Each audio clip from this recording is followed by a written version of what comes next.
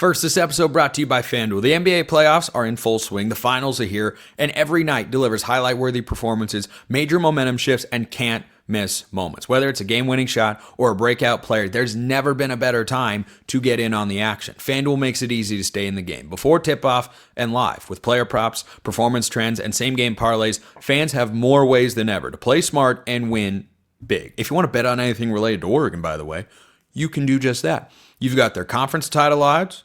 You got their national title odds. You got their win total at 10.5, which is tied for the highest in all of college football. They don't give out win totals higher than that. If you think Oregon's a major regression candidate, you bet them under 10.5. You think they're going 12-0 again, over 10.5 would have some pretty good value in your eyes. So you need to go check out FanDuel. And if you're new to FanDuel, it's the perfect time to sign up. You head to FanDuel.com, place your first $5 bet. If it wins, you'll get $200 in bonus bets. Make every moment more with FanDuel, the official sports betting partner of the NBA.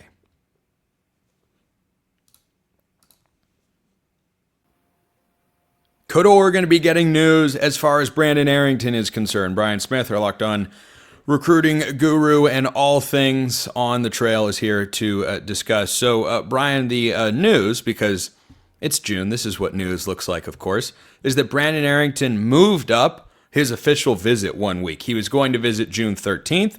Now he's going to be in town this weekend. He is considering Oregon, USC. He went on an official visit to Washington recently. There have been some other schools in the fold. When a guy moves up the timing of an official visit, does it ever mean anything other than he probably had something pop up on his personal schedule that made it easier to do a week before? That last part does happen a lot, but sometimes a kid eliminates another school. Arrington's list has been extensive. A&M, Penn State, USC, Oregon. It's been all over the place. Somebody probably got deleted. I haven't followed his recruitment as close as probably you have, with him being a California kid, me living in the South. But his recruitment is broad. Like, everybody in the country offered that kid. So I would imagine somebody got canned on that list, and that's good for the Ducks. Yeah, and Oregon very squarely in the fold right there for a guy who some services have as the number one cornerback in the entire class. He also could play wide receiver. He might do both. He's kind of a Travis Hunter light sort of prospect, which is very unique. But that was something that I wanted to ask you about, Brian. I had a couple of my Locked On Ducks fans ask me about this. There's a gap between recruiting services with players, with team rankings. I understand, some slight alterations here, but I keep seeing a graphic of On3's recruiting rankings out there for the class of 2026, and it has Oregon inside or just outside the top 10. 24/7 has Oregon down to number 30 nationally because other schools have picked up commits and Oregon hasn't done that yet. I expect they will in the month of June. How do you explain that big of a gap? It's very simple. The way On3 does it is 1,000,000% different than 24/7. 24/7 is a point system. Oregon doesn't have a ton of commitments, but they got good players. On3 does it from a subjective perspective of who do they have coming in for visits? What have they done lately? Who are the players? Are they key positions? Are they meeting needs? It is calculus by On3 based on basic math for what like 24/7 does. Totally different way to do it. I kind of like On3 style better, but that's a lot of work. And the subjectivity of it means you better back it up with your rankings. And I'll be honest, I'm friends with the guys at all these different services. We all disagree on who's ranked where. It's hard. But I like the fact that they look at it from a big box perspective. So, for instance, if you have 2 5-stars committed, but one's an offensive guard and one's an outside linebacker, are they as valuable as a pass rusher and a quarterback? No. And the way that kind of looks at it from an On3 perspective, that's more important. I like that because, like, if you look at the lists on some of these, how many 5-stars do you have? Okay, you got 2 or 3.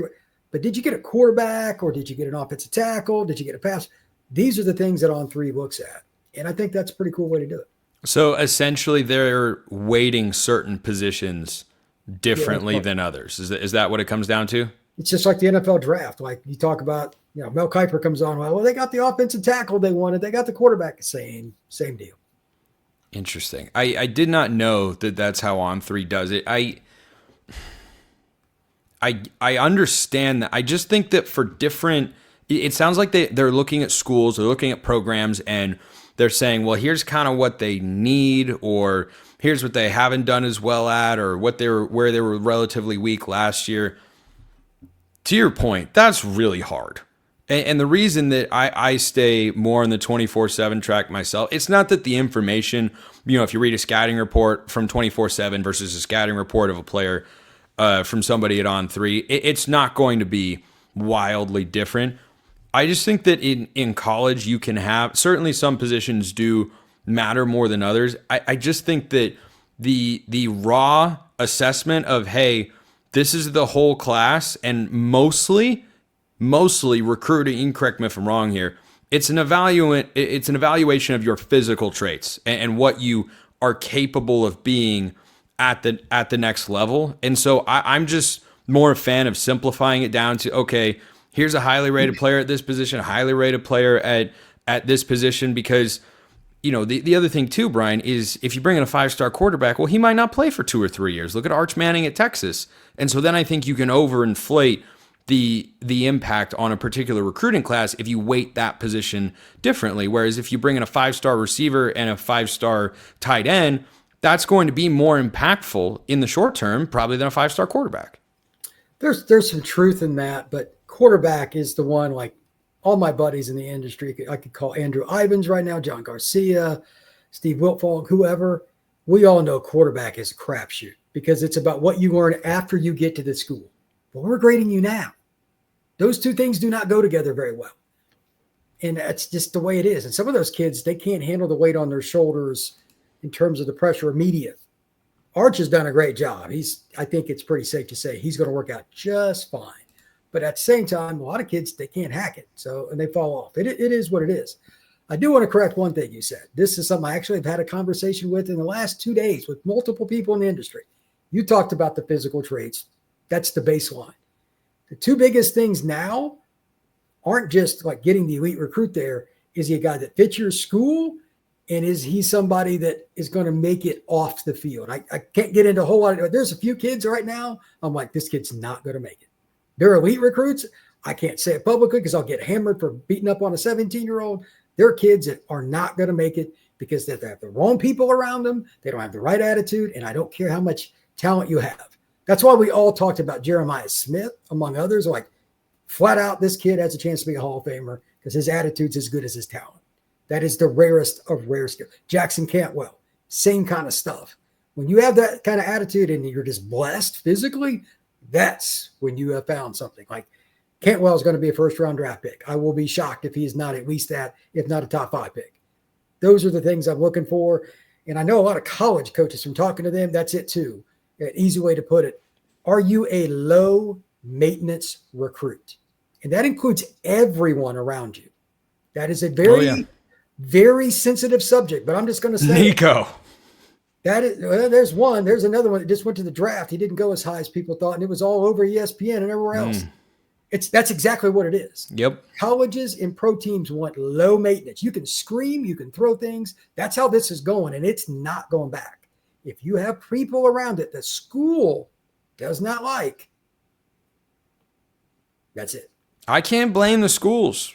I can't blame pro teams for saying, no, don't really want an off-season headache. We'll go find somebody who's talented, because there's so much talent out there at all sorts of spots. I'll get you out of here on this question, Brian, that I got from a Locked On Ducks insider. What's the advantage to a high school athlete going to reclassify and play college ball a year early? And what does history tell us about the advantages or disadvantages of athletes who go on a mission between high school and college? That is a great question. The advantage for the guy that reclasses is getting the NIL money.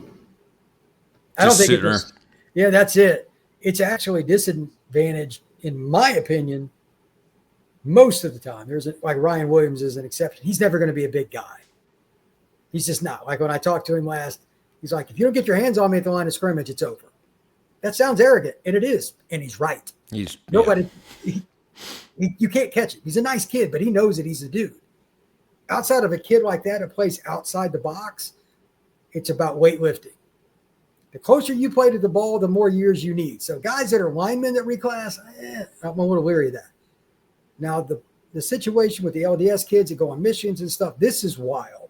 Some of them do more, if you will, than what they're supposed to under the faith with their lifting and all that. They come in, they're more prepared. The other kids that come in, you're like, what happened to the guy we recruited? They've lost 50 pounds. So that's subjective. If you follow the plan that you're supposed to do, you're probably not going to be ready to play for a while. I'm not trying to be mean, but football is different than any other sport on the earth. So it just depends in that regard. The one advantage, like BYU, that's the obvious choice here. They get a lot of kids that will redshirt even after the mission. So they're 4 years out of high school. They're a redshirt freshmen. And that's why they had 23, 24, 25-year-old offensive linemen. They may not be as talented as the other team. You got that many guys that are experienced. A lot of them are married, etc. Guess what happens? Continuity is good. They don't make many errors, and they're good football teams. BYU's done it for as long as I know, and it works fine. So they're usually good. Yeah, that's what I mean. Like O-line, it's not as much about talent. Linemen are made based on working together more than, Jackson Cantwell's an exception. Manuel Iheanacho, okay. But that's not the normal rule. Experience, weight room, and just long process. That's the way it works. So getting kids at those spots, it's okay. But the mission kids that expect to come in and play right away, it's not very easy. I wonder how that'll apply to Gatlin Bear, who took a 2-year mission, 5-star recruit in the 24 class. He'll be on campus next year for 2026. We will see how it goes. Brian Smith, longtime recruiting analyst, host of the Portal Podcast and Locked on FSU. Great as always. Where do you put Dan Lanning and Big Ten coaches? That is coming up next.